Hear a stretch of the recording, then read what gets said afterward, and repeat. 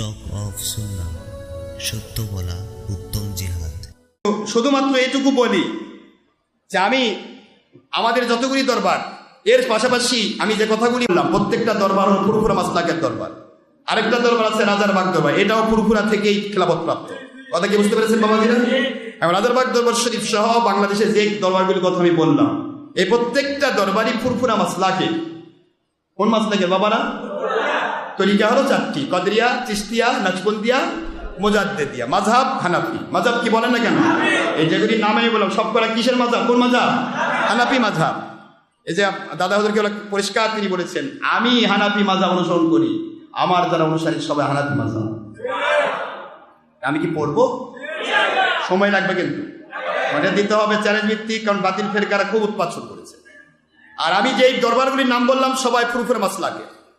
আর সেই দরবারগুলি দয়া করে আপনারা একটু শুনে নেবেন এবং যাচাই করবেন যে ফুরফুরা মাসলাকের দাবি করছেন সত্য, কিন্তু ফুরফুরা মাসলাকের উপর আছেন কিনা, এই কম্পেয়ারটা করার জন্য। এবং আমরা ফুরফুরা মাসলাকের সাথে আমাদের কি আমলের মিল আছে কিনা, আকীদার মিল আছে কিনা, এটা আমরা একটা প্রমাণ করতে চাই। বাবারা রাজি আছেন তো ইনশাআল্লাহ?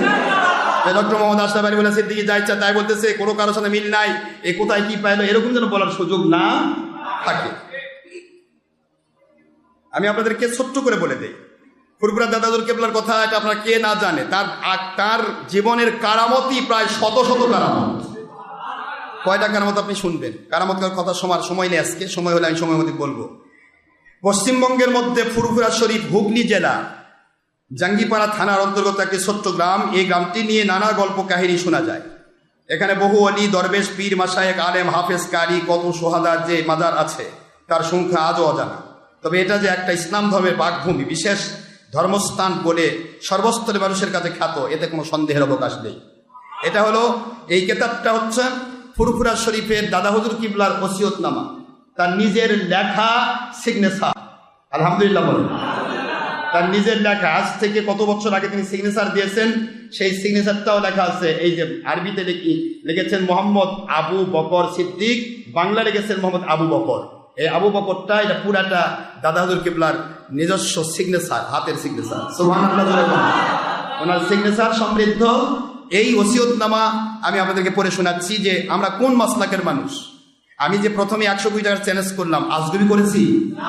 কারণ আছে, কারণ আমাদের কোনো আমল আকীদা কোরআন সুন্নাহ ইজমা কিয়াসের বাইরে কোনো বাতিল ফেরকা কেন পৃথিবীর কোনো কাফের, মুশরিক, বেদিন, বদ্দিন কারো ক্ষমতা নেই রদ করবে। আমরা অত্যন্ত কঠিন মাসলাক নিয়ে চলি, যে মাসলাকে কোরআন সুন্নাহ ইজমা কিয়াসের সবচাইতে বেশি প্রাধান্য দেওয়া হয়। হারামের ব্যাপারে, হালালের ব্যাপারে, ফরজ, ওয়াজিব, সুন্নত, মুস্তাহাব সবকিছুর ব্যাপারে। একটু কি বলবো ওনার এই এটা একটু বলে দিই, জানা দরকার আছে আপনাদের। ওসিয়তনামা তো শুধু পরিচয়টা দিয়ে যাই। এছাড়া কয়েক শতাব্দী ধরে পূর্ব ভারতের মুসলিম শিক্ষা দীক্ষার কেন্দ্র এই ফুরফুরা শরীফ। ফরায়েজি আন্দোলনের নেতা শরীয়তুল্লাহ রহমতুল্লাহ, বাংলার বিশিষ্ট ওলি, ফার্সি কাব্যে পারদর্শী শাহ সৈয়দ ফতে আলী ওয়াইসি রহমতুল্লাহ, উনি তো আমাদের দাদা হুজুর কিবলার ওস্তাদ, অর্থাৎ আমাদের সুফি ফতে আলী ওয়াইসি রহমতুল্লাহ, যার এখনো আপনার কাসিদা শরীফ আছে ওয়াইসিয়া নামে।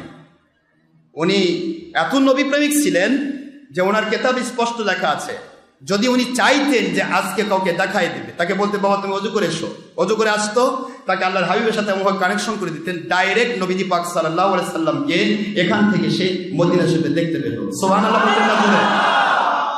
শাহ সুফি ফতে আলী ওয়াইসি রহমতুল্লাহ, কে নাম না শুনেছে?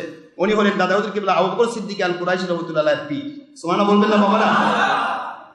আর দাদা হুজুর কিবলার পীর হচ্ছেন তার নিজের ছেলে 5 আল্লাহর ওলি, এবং এখনকার নাতি পুতি যত ছোট, একবার ছোট থেকে ছোট সবাই আল্লাহর ওলি এবং আলেম। সুবহানাল্লাহ বলবেন না? প্রত্যেকে বাড়িতে, যেহেতু ওখানেই কামিল মাদ্রাসা সবকিছু। তো এখন ওনার ছেলের 5 ছেলে সবচেয়ে বড় ছেলের নাম হলো কালিমুল্লাহ সিদ্দিকী। বড় ছেলের নাম না, ছোট ছেলের নাম হচ্ছে জুলফিকার সিদ্দিকী হুজুর কিবলা। আর জুলফিকার সিদ্দিকী হুজুর কিবলার ছেলের নাম, বড় ছেলের নাম কালিমুল্লাহ সিদ্দিকী হুজুর কিবলা। আর কালিমুল্লাহ সিদ্দিকী হুজুর কিবলা আমি গুনাহগারকে বায়াত করাইছেন এবং সবক দিয়েছেন। আলহামদুলিল্লাহ। এখন প্রশ্ন হলো, এই পরিচয় দেওয়ার উদ্দেশ্য হচ্ছে আমাদের কোনো আমলকে যেন ফুরফুরা থেকে দূরে সরে কেউ দিতে না পারে। ফতে আলী ওয়াইসি রহমতুল্লাহ এখান থেকে প্রাথমিক ধর্মীয় শিক্ষা লাভ করেছেন, এই ফুরফুরা থেকে। দাদাহুল কিবলা রহমতুল্লাহ জীবদ্দশায় আল্লামা আব্দুল মাহবুদ সাহেবের লিখিত সাওয়ানে উমরি নামক উর্দু কেতাবে এবং আল্লামা রুহুল আমিন রহমতুল্লাহ লেখা ফুরফুরার হজরতের বিস্তারিত জীবনী থেকে জানা যায় হাজী মৌলানা মুস্তফা মাদানী রহমতুল্লাহ আলাই মদিনা শরীফ থেকে এসেছিলেন। আর আব্দুল মাহবুদ রহমতুল্লাহ আলাই তার, আমি গত ইয়াতে আপনাকে বলেছিলাম যে আব্দুল মাহবুদ রহমতুল্লাহ যে ঘরে থাকতেন সেই ঘরে আমি আল্লাহ পাকের দয়া সেখানে আমি অবস্থান করেছি এবং ওরা লাঠি মোহরকের জিয়ারত পাইছি আলহামদুলিল্লাহ, এবং সেই লাঠি মোহরকের কারামত আমি দেখে গেছি, আপনাদের গত ইয়াতে বলেছিলাম। যাই হোক, সেই আব্দুল মাহবুদ রহমতুল্লাহ আলাই, ওনার পূর্বপুরুষের নাম হলো মৌলানা মুস্তফা মাদানী রহমতুল্লাহ আলাই। মুস্তফা মাদানী রহমতুল্লাহ আলাই ফুরফুরা শরীফ থেকে মিয়া সাহেব মহল্লায় জন্মগ্রহণ করেছেন। উনি এখানে ফুরফুরা শরীফে তিনিও সম্রাট আওরঙ্গজেব অর্থাৎ বাদশাহ আলমগীর একই সঙ্গে দিল্লির হযরত মাসুম রব্বানী রহমতুল্লাহের নিকট আধ্যাত্মিক শিক্ষা লাভ করেছিলেন। সুবহানাল্লাহ বলেন। মাসুম রব্বানী রহমতুল্লাহ আলাই ওনার কাছে এই হযরতে এই মাসুম রব্বানীর কাছে সম্রাট আওরঙ্গজেব বাদশাহ আলমগীর এবং ফুরফুরা শরীফের মিয়া সাহেব যিনি মোস্তফা মাদানী দুইজন একসাথে পীর ভাই ছিলেন এবং সেখানে আধ্যাত্মিক শিক্ষা গ্রহণ করেছেন। সুবহানাল্লাহ। ফুরফুরা শরীফের নবজাগরণের সূচনা তার নিকট থেকে আরম্ভ হয়। তিনি কাশফ দ্বারা অবগত হয়ে ভবিষ্যৎবাণী করেছিলেন। মাসুম রব্বানী রহমতুল্লাহ আলাই বলেছিলেন, আমার বংশধরগণের মধ্যে ষষ্ঠ পুরুষে আমার তুল্য এক পুত্র জন্মগ্রহণ করিবে, তাহার দ্বারা বঙ্গদেশের শিরক কুফর ও বেদাত দূরীভূত হইয়া যাইবে। সুবহানাল্লাহ। এবং বরং হিন্দুস্তান ও আরবে তাহার ফয়েজ জাহির হবে, সহস্র সহস্র লক্ষ লক্ষ লোক তার খাঁটি মুরিদ হবে। আল্লাহ পাক প্রদত্তভাবে তিনি ইলহামের কার মাধ্যমে জেনেছিলেন। হযরত মাওলানা মুস্তফা মাদানী রহমতুল্লাহ থেকে ফুরফুরা শরীফের হযরত আল্লামা পীর আবু বকর সিদ্দিকী রহমতুল্লাহ আলাইহির কুতুবুজ্জামান এবং মুজাদ্দিদে জামান হওয়ার ইঙ্গিত পাওয়া যায়। তিনি ইঙ্গিত দিয়েছিলেন। সেই মুজাদ্দিদে জামানের জন্ম এই পাক ভূমি ফুরফুরা শরীফে। এই মহান ব্যক্তিত্বের সান্নিধ্যে শিক্ষা লাভ করতে ছুটে যেতেন কত মানুষ, রাশিয়া, পেশোয়ার, কান্দাহার, কাবুল, বিশ্বের বহু দেশ থেকে। তাই এই ফুরফুরার খ্যাতনামা, খ্যাতি, নাম সব কিছু যুগ সংস্কারক আবু বকর সিদ্দিকী দাদাহুল কিবলা রহমতুল্লাহ আলাই ওনার জন্য মহান আল্লাহ পাক দয়া করে ওনার মাধ্যমেই গোটা ভারত, পাকিস্তান, বাংলাদেশে, সারা পৃথিবীতে ইসলামের জাগরণ সৃষ্টি করেছেন। এখানে অনেক কিছু আছে, আমি ওনার এক কথার নামটা বলি। পীর আবু বকর সিদ্দিকী আল কুরাইশি রহমতুল্লাহ আলাই, তিনি আবু বকর সিদ্দিক রাদিয়াল্লাহু তাআলা বংশধর। নাম আবু বকর মোহাম্মদ আব্দুল্লাহ রহমতুল্লাহ আলাই, পিতা মৌলানা মখদুম হযরত আব্দুল মুক্তাদির রহমতুল্লাহ আলাই, মাতা মুসাম্মদ মুহাব্বাতুন্নেসা খাতুন রহমতুল্লাহ আলাইহা। হিজরি 1263, বাংলা 1252 সাল। আল্লাহর ওলি কাকে বলে তার ওসিয়তনামার মধ্যে সব পেয়ে যাবেন।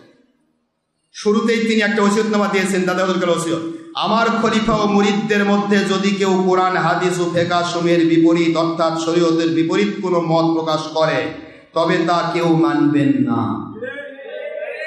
একটু বোঝার চেষ্টা করবেন। এমন পীর নয় যে পীর ভাই যা ইচ্ছা তাই করেন ভাই, খালি আপনি আসেন আর আমার খালি মহব্বত করেন, না। উনি শের পীর ছিলেন না। ওনার বিরুদ্ধ ছিল কোরআন সুন্নাহ ইজমা কিয়াস, ফিকহ মানে ইজমা কিয়াস। কথা কি বুঝতে পারতেছেন? এই কোরআন সুন্নাহ ইজমা কিয়াসের ভিত্তি অনুসারে যারা চলবে তাদেরকে মানবে, যারা চলবে না তারা যদি আমার খলিফাও দাবি করে তাকে মানা যাবে না। এটা হলো তার কথা। দেখুন, ওনার একবারে ডাইরেক্ট লিখিত ওসিয়তনামা থেকে কয়েকটা কথা আমি শোনাচ্ছি।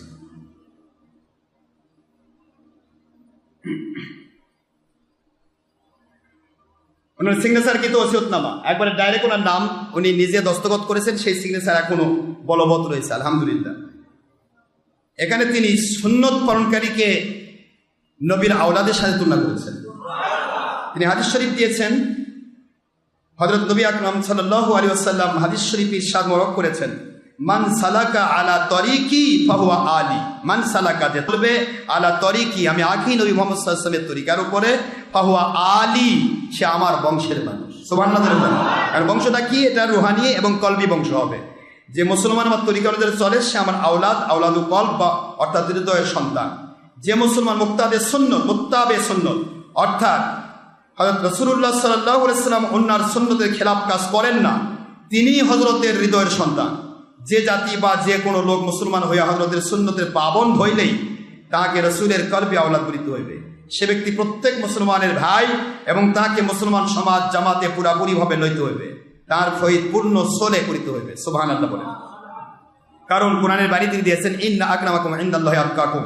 কোরআন শরীফের সূরাতুল হুজুরাতের 13 নম্বর আয়াত শরীফে যেটা বলা হয়েছে যে তোমাদের মধ্যে সার্টিফিকেট নয়, এটা নয়, সেটা নয়, তোমাদের মধ্যে মুত্তাকি, পরহেজগার, আল্লাহর কাছে সম্মানিত ব্যক্তি ওই ব্যক্তি যে ব্যক্তি সবচেয়ে বেশি আল্লাহকে ভয় করে। জোরে বলেন সুবহানাল্লাহ।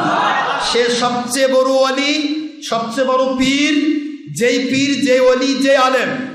ইন্না আকরামাকুম ইনদাল্লাহি আতকাকুম, তিনি আয়াত তুলেছেন। এবং ইন্নামা ইয়াখশাল্লাহ মিন ইবাদিহিল উলামা, সেই ব্যক্তি হক্কানি আলেম ওলি যিনি সবচেয়ে বেশি আল্লাহকে ভয় করেন। সুবহানাল্লাহ বলেন। এখন আমরা দেখব যে আমরা আল্লাহর ভয়ে ভীত হওয়া ব্যাপার নিয়ে আমাদের কথা, মূল কথা।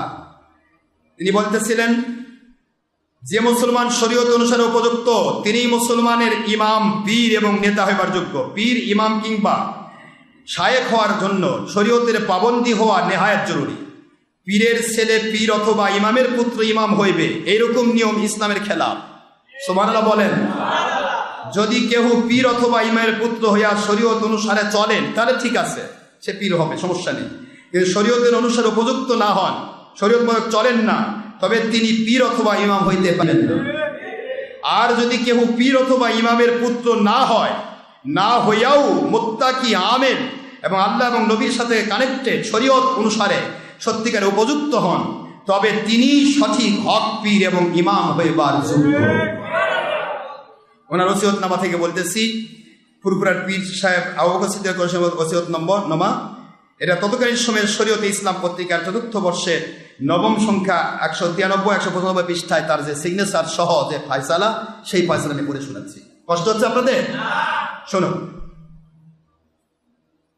তার সাথে আমি বাতিল ফেরকার সকল ওলিয়া উলিয়া বিরোধী বাতিল ফেরকার কাফের মুশরিকের টাকা পয়সা খোর যারা, তাদেরকেও আমি দাওয়াত দিচ্ছি আমাদের কথাগুলো শুনুন এবং আমাদের কথাগুলির মধ্যে কোনো যদি ফাঁক পান, এই ফাঁক অনুসারে একদিন বসার চিন্তা করেন। ইনশাল্লাহ আমরা আপনাদের নতুন করে মুসলমান বানাই, নয়তো আমরাই আপনাদের কাছে মুসলমান হই।